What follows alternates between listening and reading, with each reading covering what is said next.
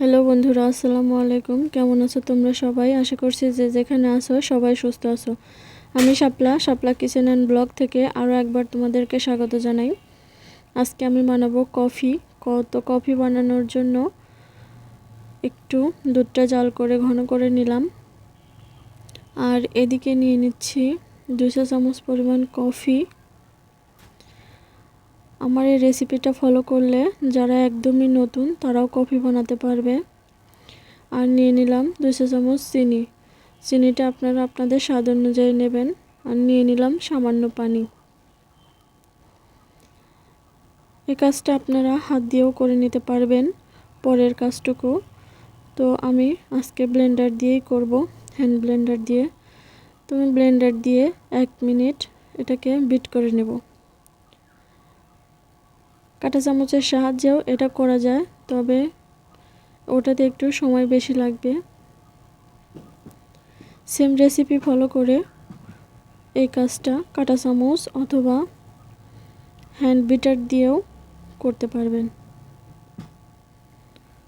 তো 1 মিনিটের মতো আমি এটাকে বিট করে নেব।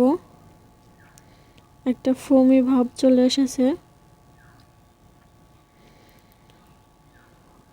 আজকের রেসিপিটা ভালো লাগলে অবশ্যই একটা লাইক, কমেন্ট এবং সাবস্ক্রাইব করে দেবেন। সাবস্ক্রাইব করে পাশে থাকা বেল বাটনটি অন করে দিবেন, যাতে পরবর্তীতে কোনো ভিডিও আপলোড করলে নোটিফিকেশন পৌঁছে যায় আপনাদের কাছে। তো আমার বিট করা হয়ে গেছে।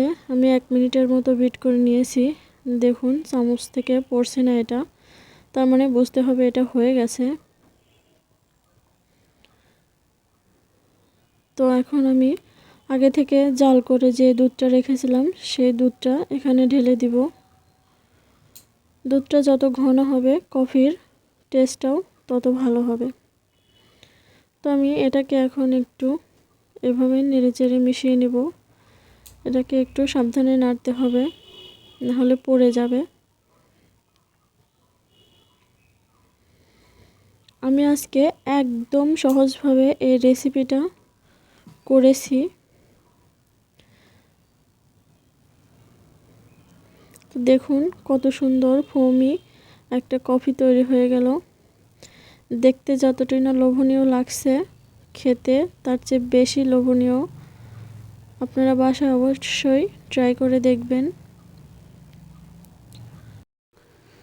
তো আমি আজকে কফিটা একটু আর্ট করার জন্য চকলেট ইমালশন রেডি করেছিলাম, কিন্তু আমার মেয়ে ওটা ফেলে দিয়েছিল, হঠাৎ করেই পড়ে গিয়েছিল, তাই রেডি করতে পারিনি। তো একটুখানি চকলেট সিরাপ আমি এখানে দিয়ে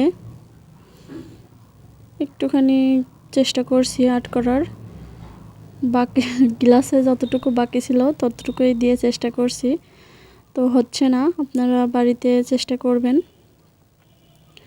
তো যাই হোক, এভাবেই সিম্পলভাবে বাড়িতে তৈরি করে নেওয়া যায় কফি।